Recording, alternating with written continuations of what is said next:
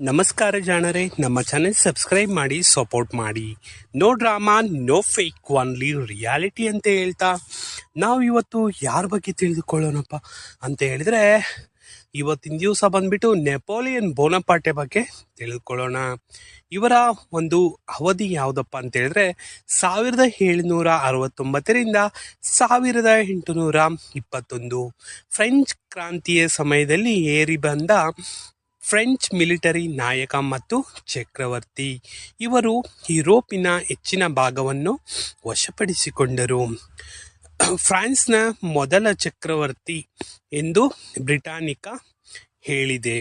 ಅವರು ತಮ್ಮ ಮಿಲಿಟರಿ ತಂತ್ರಗಳು, ನೆಪೋಲಿಯನ್ ಕೋಡ್ ಎಂಬ ಕಾನೂನು ಸುಧಾರಣೆಗಳು ಮತ್ತು ಫ್ರಾನ್ಸ್ಗೆ ರಾಜಕೀಯ ಮತ್ತು ಆಡಳಿತಾತ್ಮಕ ಆಧುನೀಕರಣ ತಂದರು. ಇವರು ವಾಟರ್ಲೂ ಯುದ್ಧದಲ್ಲಿ ಸೋಲನ್ನು ಅನುಭವಿಸಿ ಸೆಂಟ್ ಹೆಲೆನಾದಲ್ಲಿ ನಿಧನರಾದರು.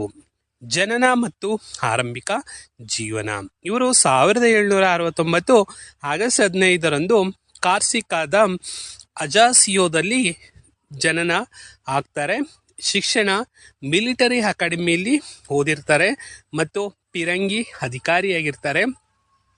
ರಾಜಕೀಯ ಮತ್ತು ಮಿಲಿಟರಿ ವೃತ್ತಿ. ಫ್ರೆಂಚ್ ಕ್ರಾಂತಿಯ ಸಂದರ್ಭದಲ್ಲಿ ಸೈನ್ಯದಲ್ಲಿ ವೇಗವಾಗಿ ಬೆಳೆದಿರ್ತಾರೆ. ಅಧಿಕಾರ 1799ರಲ್ಲಿ ಅಧಿಕಾರಕ್ಕೆ ಬಂದು 1804ರಲ್ಲಿ ಫ್ರಾನ್ಸ್ನ ಚಕ್ರವರ್ತಿಯಾಗಿರ್ತಾರೆ. ನೆಪೋಲಿಯನ್ನ ಯುದ್ಧಗಳು ಹಲವಾರು ಯುರೋಪಿಯನ್ ಒಕ್ಕೂಟಗಳ ವಿರುದ್ಧ ಯಶಸ್ವಿ ಯುದ್ಧಗಳನ್ನು ನಡೆಸಿರ್ತಾರೆ. ನೆಪೋಲಿಯನ್ ಕೋಡ್ ಕಾನೂನಿನ ಮುಂದೆ ಸಮಾನತೆ ಮತ್ತು ಧಾರ್ಮಿಕ ಸಹಿಷ್ಣುತೆಯಂತಹ ತತ್ವಗಳನ್ನು ಅಳವಡಿಸಿತು.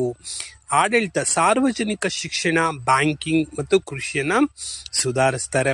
ಇವರು ಪತನ ಆಗಿದ್ದು ಯಾವಾಗಪ್ಪ ಅಂತ ಹೇಳಿದ್ರೆ, ರಷ್ಯಾ ಆಕ್ರಮಣ ಆದಾಗ, ಅಂದರೆ 1812ರಲ್ಲಿ ಸೋತಿರ್ತಾರೆ.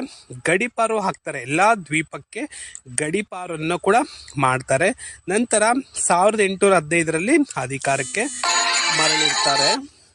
ಇವರು ವಾಟರ್ಲೂ 1815ರಲ್ಲಿ ವಾಟರ್ಲೂ ಕದನದಲ್ಲಿ ಅಂತಿಮವಾಗಿ ಸೋಲನ್ನಾಪ್ತಾರೆ. ಅದೇ ಥರ ಕೂಡ ಸೆಂಟ್ ಹೆಲೆನಾ ದ್ವೀಪದಲ್ಲಿ 1821ರಲ್ಲಿ ನಿಧನರಾಗಿರ್ತಾರೆ ಅಂತಲೇ ಹೇಳ್ಬೋದಾಗಿದೆ. ಇವರು ಒಬ್ಬ ಶ್ರೇಷ್ಠ ಮಿಲಿಟರಿ ನಾಯಕ ಮತ್ತು ರಾಜಕಾರಣಿ ಆಗಿದ್ದರು. ಆದರೆ ಅವರ ಆಡಳಿತವು ಅಧಿಕಾರಶಾಹಿಯೊಂದಿಗೆ ವಿವಾದಾತ್ಮಕವಾಗಿತ್ತು ಅಂತಲೇ ಹೇಳ್ಬೋದಾಗಿದೆ. ಇದು ನಿಮಗೆಲ್ಲ ಇಷ್ಟ ಆಗಿದ್ರೆ ಚಾನೆಲ್ ಸಬ್ಸ್ಕ್ರೈಬ್ ಮಾಡಿ ಸಪೋರ್ಟ್ ಮಾಡಿ. ನೋಡೋಣ, fake, only reality. Thank you.